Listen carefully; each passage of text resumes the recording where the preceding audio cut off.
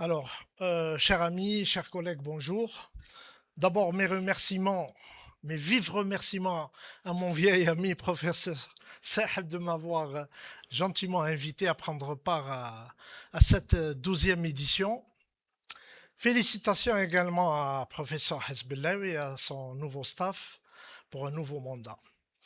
Alors, je vais tenter de vous parler un petit peu de la problématique de la prise en charge des cancers thyroïdiens de l'enfant qui posent des problèmes diagnostiques, mais surtout thérapeutiques. Doit-on faire des curages ganglionnaires systématiques? Quand il y a un traitement adjuvant et l'hérathérapie, ça aussi, ça pose problème. Donc, on va essayer de voir ça en détail. Alors, il faut savoir que ces cancers de la thyroïde, ils représentent environ 5% chez les enfants et 13% chez les adolescents. En termes de proportion de cancer dans les nodules, c'est 5% chez l'adulte et on voit que ce pourcentage augmente nettement chez les enfants pour atteindre 26%. Alors, cette incidence est en augmentation, mais ce n'est pas un phénomène de surdiagnostic, c'est un terme maintenant qui est à la mode. Prédominance féminine, surtout chez les adolescents. Fréquence élevée des cancers papillaires et de métastases également ganglionnaires et des métastases à distance dès le diagnostic par rapport à la population adulte. Alors, malgré le stade avancé auquel ces tumeurs sont diagnostiquées, le pronostic, globalement, il reste bon. Alors, comme facteur de risque reconnu, c'est toujours cette notion d'exposition aux rayons ionisants dans l'enfance. Alors, plus rarement, ces nodules ou ces cancers s'inscrivent dans des pathologies génétiques et syndromiques qu'il convient, bien entendu, de dépister. Enfin, dans un contexte de néoplasie endocrinienne multiple, notamment de type 2, la thyroïdectomie prophylactique chez l'enfant, elle peut prévenir de la survenue d'un cancer surtout médulaire. Le diagnostic, généralement, il ne pose pas de problème. Généralement, ce sont des cancers, au début, ils sont asymptomatiques. Être découverts lors d'une palpation systématique par le pédiatre et quand ils sont suffisamment gros, ils sont remarqués bien entendu par la famille. Alors, les adénopathies, elles sont quand même présentes et stables depuis des mois. Ça peut se manifester par également une augmentation diffuse de la glande qui correspond à un goitre ou bien alors à une forme sclérosante d'un carcinome papillaire. Dans d'autres cas, ces nodules peuvent être découverts lors d'un protocole de surveillance systématique chez un enfant qui était préalablement traité pour radiothérapie pour un cancer de l'enfance. Alors, pour ces patients qui étaient traités dans l'enfance par radiothérapie, là aussi, il y a un protocole de surveillance clinique et biologique annuel qui est toujours recommandé dans un contexte de suivi à long terme pour des cancers pédiatriques. Maintenant, une échographie s'impose, notamment si on découvre un nodule palpable, une thyroïde asymétrique, voire la présence d'adénopathie palpable. Le bilan initial, c'est un bilan classique, dosage TSH, avec une échographie cervicale centrée sur la thyroïde. La scintigraphie, elle se discute au cas par cas, notamment si on est dans une situation d'hyperthyroïdie, pour rechercher un nodule chaud. Inversement, si on est en situation d'hypothyroïdie, elle n'a aucune indication. Dans ces deux derniers cas, l'échographie va nous orienter soit vers une orientation simple, soit vers une cytoponction cytologique. Classification TIRATS, toujours pour rechercher des signes de cancer. Et cette même classification qu'on utilise chez l'adulte, elle est également utilisée chez l'enfant. Par contre, là, il faut être très vigilant concernant l'échographie de la thyroïde de l'enfant. Pourquoi il faut être vigilant? C'est par la présence de ce thymus qui est très développé à cet âge et peut contenir des inclusions thymiques au sein de cette glande. Et dans ce cas, l'aspect échographique donc va comporter des ponctuations hyperéchogènes qu'il faudrait pas confondre avec un aspect de carcinome papillaire. Là aussi, c'est pas n'importe qui fait de l'échographie de l'enfant. Il faut vraiment avoir affaire à un imageur spécialisé dans l'échographie infantile. Maintenant, pour les critères de sélection des nodules pour la cytoponction. Là aussi, les critères sont un petit peu différents par rapport à ceux de l'adulte. Quand on est en présence d'un nodule qui est supérieur à 1 cm, quel que soit l'aspect échographique, il faut faire une cytoponction. Deuxièmement, maintenant on est en présence d'un nodule inférieur à 1 cm, avec des signes échographiques d'emblée suspects, on est dans un cas de tirade 5. Surtout quand il y a des antécédents de radiothérapie, quand il y a des anomalies génétiques à risque majoré de développement d'un cancer, et aussi quand on est en présence d'une infiltration diffuse de la glande, il faut penser à un cancer papillaire, et là aussi c'est un candidat à une cytoponction. Là aussi, la cytoponction ne fait pas de la cytoponction qui veut. Alors, il faudrait retenir que les résultats cytologiques doivent suivre également la qualification de Bethesda comme pour l'adulte. Pour ce qui est du taux de malignité, alors pour les classes 3 et 4, c'est des taux, les taux ils sont beaucoup plus élevés chez l'enfant par rapport à l'adulte. Au niveau de la classe 3, on a un taux de malignité de 28% contre, comme vous voyez, de 18% pour l'adulte. Dans la classe 4, là, le taux de malignité va encore augmenter pour atteindre 58% chez l'enfant contre 40% chez l'adulte. Et là, donc, devant toute adénopathie suspecte, avec des signes échographiques qui sont les mêmes pour l'adulte, il faut penser également à faire une cytoponction ganglionnaire. Alors, qu'en est-il pour les nodules bénins? Alors, pour les nodules bénins, l'indication de cytoponction est pour les nodules avec une cytologie bénigne, pas besoin donc il faudrait refaire une échographie après une année. Maintenant, et ça c'est un autre cas de figure, quand on est en présence d'un nodule avec une cytoponction bénigne, non suspecte échographiquement, mais ce nodule augmente brusquement de taille, ou dans l'aspect échographique va devenir suspect, celui-là également doit faire l'objet d'une cytoponction. Alors, il faut retenir que là, c'est recommandé également par précaution de toujours procéder à une résection chirurgicale de tout nodule bénin qui mesure plus de 4 cm chez l'enfant. 4 cm, il faut opérer. Alors, contrairement aux recommandations de l'adulte, là aussi, il n'a pas été démontré que le dosage systématique de la calcitonémie préopératoire apporte un bénéfice. Pourquoi? Parce que les valeurs normales chez le petit, ils sont mal connues et parce que elles peuvent être même élevées d'une manière physiologique. Donc, il n'y a pas de recommandation concernant les indications de ce dosage, sauf si on est dans un contexte d'une néoplasie endocrinienne multiple connue. Alors, pour les nodules à cytologie indéterminée, c'est-à-dire les Bethesda 3 et 4, voire même Bethesda 5, bilan échographique cervical complet toujours recommandé pour rechercher surtout des métastases ganglionnaires, lesquelles vont modifier et le diagnostic et l'étendue de la chirurgie. Là aussi, donc, une thyroïdectomie totale est toujours recommandée pour la grande majorité des cancers de la thyroïde et de l'enfant et de l'adolescent, bien entendu. Alors, qu'en est-il pour les cancers? L'objectif de la prise en charge, elle est double. Et vous allez voir pourquoi c'est une prise en charge qui est double. D'abord, pour assurer des résultats oncologiques en termes de récidive et de mortalité. Et deuxièmement, pour réduire au maximum les risques et des complications qui sont liées au traitement. Et là, il est fortement recommandé donc une prise en charge par des équipes spécialisées dans le traitement et dans la gestion des cancers de la thyroïde de l'enfant. Ne prends pas ou n'opère pas des cancers de la thyroïde de l'enfant qui veut.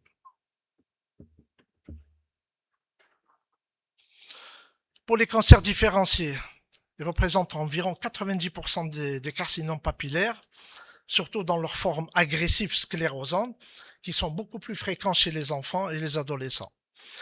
De même que les adénopathies métastatiques sont toujours présentes dans 90% des cas. Là aussi, il est fortement recommandé de faire une échographie cervicale avec une cétoponction éco-guidée de toute adénopathie suspecte. Qu'en est-il de l'imagerie pour la TDM et l'IRM? Personnellement, j'ai une préférence pour la TDM. Alors, dans quel cas on va demander une TDM? Si on est en présence d'une tumeur fortement suspecte ou d'adénopathie volumineuse, en présence d'une paralysie récurrentielle, en présence d'une tumeur qui plonge à la recherche d'un envahissement de l'axe viscéral du cou ou d'extension médiastinale, également en cas d'extension parapharyngée ou en rétropharyngée. Alors, pour l'avantage de la TDM, c'est qu'on n'a pas besoin de sédation chez ces enfants, mais un inconvénient. L'inconvénient, c'est quoi? C'est surtout le caractère irradiant. Et là, il faut savoir, c'est que dans le domaine de la pédiatrie, il y a des protocoles pédiatriques qui sont spécifiques pour réduire justement ces doses d'irradiation et pour éviter de répéter ces imageries. Là, une thyroïdectomie totale est fortement recommandée également pour la majorité de ces cancers papillaires de l'enfant, toujours associée à un évidement ganglionnaire complet de tous les groupes atteints, y compris et surtout le compartiment central de manière bilatérale. En revanche, maintenant, pour les patients N0, c'est-à-dire sans adénopathie métastatique évidente lors du bilan préopératoire, là aussi, il n'y a pas d'étude de niveau de preuve élevé en faveur d'un évidement prophylactique systématique. Ça aussi, cette question fait couler beaucoup d'encre. Alors, maintenant, compte tenu de la fréquence des métastases ganglionnaires chez ces gamins, un évidement prophylactique peut être décidé en fonction de la taille tumorale et d'une éventuelle multifocalité de la lésion. Donc, devant ces deux critères, il faut aller vers un évidement prophylactique. Alors, après la chirurgie, ce cancer il va être classé dans 3 groupes de la classification de l'American American Thyroid Association. Là aussi, il faut se méfier des classifications qu'on voit dans la littérature. Il faut se méfier. Premièrement, c'est le risque faible. On est dans un risque faible parce qu'il s'agit d'une tumeur qui est intrathyroïdienne, sans adénopathie visible à l'échographie préopératoire, ou bien alors, on est en présence de faibles nombres de micrométastases qui ne dépassent pas les 2 mm. Deuxièmement, c'est le risque intermédiaire et à mon avis, c'est le plus fréquent. On est en présence d'un NA ou d'un NB. NA, c'est la présence d'adénopathie dans le compartiment central. Alors, le troisième risque, c'est le haut risque, c'est un envahissement manifeste ganglionnaire, jugulo-carotidien, ou bien alors c'est une tumeur qui est localement avancée, carrément on est en T4, avec un envahissement du nerf récurrent, voire même du larynx, de la trachée, de l'œsophage, voire même des métastases à distance et surtout des métastases pulmonaires. Alors, comme je vous ai dit, cette classification, elle diffère un petit peu de celle de l'adulte. Mais c'est une classification également qui est peu précise, parce qu'elle ne précise pas ni le nombre, ni la taille de ces adénopathies. Là aussi, il y a peu de données concernant l'enfant, et aucune classification pronostique précise n'a été validée pour l'instant. La présence d'une extension extrathyroïdienne minime n'est pas un facteur de risque de gravité en soi. La problématique maintenant, c'est le traitement adjuvant. Là aussi, un traitement adjuvant par iode radioactif peut être fréquemment administré chez un enfant du fait de la fréquence des métastases ganglionnaires associées. Mais, alors, le but de ce traitement, bien sûr, c'est d'obtenir une destruction de tous reliquats normaux et tumoraux microscopiques résiduels Et deuxièmement, pour permettre d'effectuer une scintigraphie corps entier, pour permettre la détection et surtout la destruction de possibles foyers métastatiques à distance qui fixaient l'iode. Alors, dans ce contexte, il y a deux indications formelles. Un, c'est comme je l'ai dit tout à l'heure, c'est l'existence de métastases à distance. Le plus souvent, ce sont des métapulmonaires. Et deuxièmement, quand on est en présence d'une impossibilité d'exérèse chirurgicale complète au niveau du cou. Dans les autres cas, la décision d'administrer de l'iode radioactif à un enfant relève toujours d'une discussion en RCP et bien entendu d'une discussion avec les parents sur les risques et les bénéfices de cette irathérapie. Cette irathérapie a également des risques, notamment chez les garçons.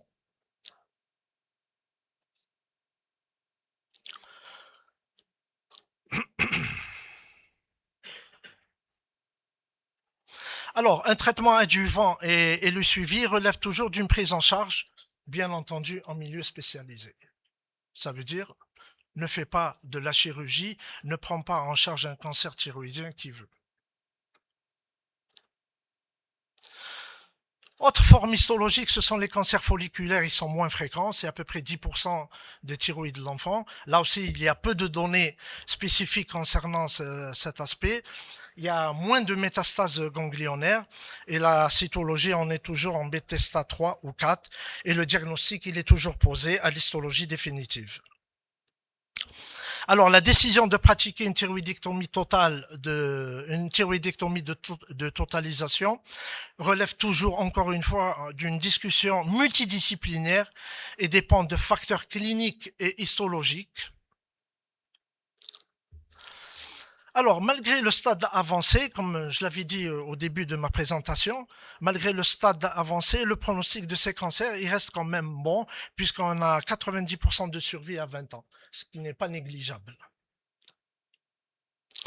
Alors, les décès, ça se voit surtout chez les patients qui ont eu des métastases à distance et qui ne fixaient pas l'iode radioactif.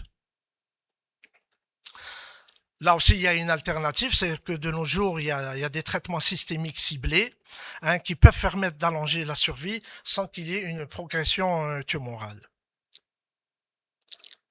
Alors, pour ce qui est des carcinomes peu différenciés et anaplasiques, les indifférenciés, ce sont des cancers extrêmement rares et aussi extrêmement graves chez l'enfant. Leur prise en charge est décidée en réunion de concertation pluridisciplinaire et qui dépend aussi de l'étendue de la maladie. Alors maintenant, ce sont les cancers médulaires, avec leur cortège de problèmes. Alors ces médulaires, ils représentent moins de 5% des cancers de l'enfant. Dans les néoplasies endocriniennes multiples, ce cancer médulaire est pratiquement toujours associé dans 50% des cas à une hyperparathyroïdie, dans 20 à 30% des cas. Toujours dans la néoplasie endocrinienne multiple 2B, aussi associée à des phéochromocytomes dans 50% des cas, avec cette fois-ci la présence de neurones dans la langue, des lèvres, une ganglioneuromatose du tractus digestif et une morphologie marfanoïde. Alors c'est quoi cette morphologie marfanoïde? C'est-à-dire c'est le syndrome de Marfan, qui va se caractériser par un allongement anormal des membres supérieurs et inférieurs, ainsi que d'un allongement des doigts et des orteils, et une déformation également du rachis dorso-lombaire. La prise en charge de ces carcinomes médulaires de l'enfant, elle est pratiquement identique à celle de l'adulte, hormis la possibilité d'un dépistage précoce de cette mutation germinale du gène RET. Maintenant, si cet enfant il est porteur de cette mutation, là aussi, une thyroïdectomie prophylactique, elle est réalisée justement pour prévenir, pour éviter le développement d'un carcinome médulaire de la thyroïde. Là aussi, si on est en présence d'une néoplasie endocrinienne multiple, là aussi, cette chirurgie, elle est recommandée dès la naissance. Pour les autres mutations, une surveillance de la calcitonémie peut être demandée, ainsi qu'une échographie, avec une chirurgie dès que ce taux de calcitonémie commence à s'élever. Alors, concernant les tumeurs rares, 2 mots. C'est surtout les tératomes primitifs qui posent de gros problèmes de prise en charge. Donc, les tératomes primitifs sont rares. On les voit essentiellement chez le nouveau-né ou le petit enfant, comme vous voyez avec une tumeur cervicale volumineuse et des signes de compression de l'axe respiratoire. Difficulté de prise en charge des voies aériennes à la naissance. Et bien entendu, la prise en charge, elle ne peut être que faite qu'en milieu spécialisé. 2 mots également sur les maladies génétiques et syndromiques. En dehors de ces maladies syndromiques, il existe une réelle prédisposition au cancer différencié de la thyroïde dans certaines familles. Et ça, c'est là la curiosité, sans qu'aucun gène n'ait été mis en évidence à l'heure actuelle. Alors, pour ce qui est du cancer thyroïdien familial non médulaire, comment il se définit? Uniquement par la présence d'un cancer de la thyroïde chez au moins 2 apparentés au 1er degré. Pour l'instant, il n'y a pas de recommandation en faveur d'un dépistage échographique familial systématique, hormis un examen clinique en milieu pédiatrique habituel. Alors là, ce sont juste quelques chiffres du service. Alors, de 2022 à 2025, on a réalisé 460 thyroïdectomies totales pour 130 cancers. Et dans cette même période, 6 gamins ont été diagnostiqués avec un cancer de la thyroïde, ce qui représente environ 5%. C'est à peu près les données qu'on voit dans la littérature. Alors, qu'est-ce qu'on a fait chez ces gamins? 4 thyroïdectomies totales associées à un évidement ganglionnaire bilatéral.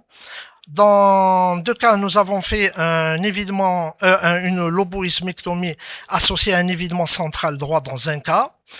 Pour l'histologie définitive, dans 4 cas, il s'agissait de carcinome papillaire et dans 2 cas de carcinome médulaire multifocal.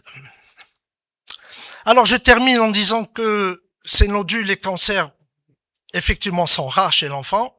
Les critères échographiques de suspicion de cancer restent les mêmes que pour l'adulte, ainsi que la classification cytologique.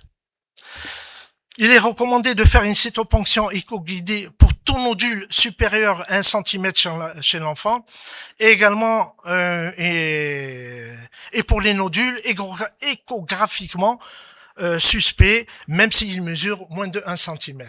Donc 1 cm et moins de 1 cm, échographie et cytoponction. Ces cancers s'accompagnent très souvent d'adénopathie métastatique.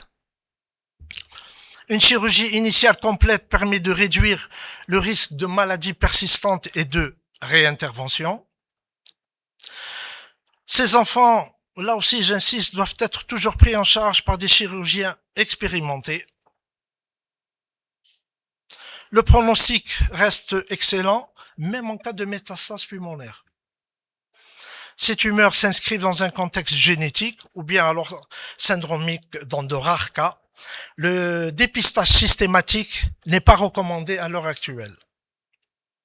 Merci de m'avoir écouté. Vous avez la bénédiction de Saint-Augustin. Hein? Ah, ma kharjetch. Hein? Voilà, merci. Tu as eu l'autorisation du pape? Ah non. Je me suis auto-autorisé. Qui sont très intéressantes à diagnostiquer en anténatal et qui permettent d'une part d'avoir un accouchement difficile et prévoir une attitude de sauvetage à la naissance. L'intérêt, c'est d'encourager les radiologues à se surspécialiser dans l'échographie anténatale. C'est l'intérêt des surspécialisations. C'est vrai, tu as raison. Le problème, d'abord, c'est les imageurs. On manque d'imageurs, il faut le dire. On est en milieu scientifique. On manque d'imageurs spécialisés. on manque de cytologistes aguerris à faire de la cytoponction, parce que maintenant, en faisant une cytoponction, quand il y a à faire vraiment un vrai cytologiste, il peut te donner le type histologique exact. Or, c'est pas le cas chez nous. On fait pas de la cytologie, on fait de la position, tout simplement. On est très loin de la réalité. Heureusement, bon, il y a quelques imageurs qui s'intéressent plus ou moins à la thyroïde, où ils deviennent un petit peu performants.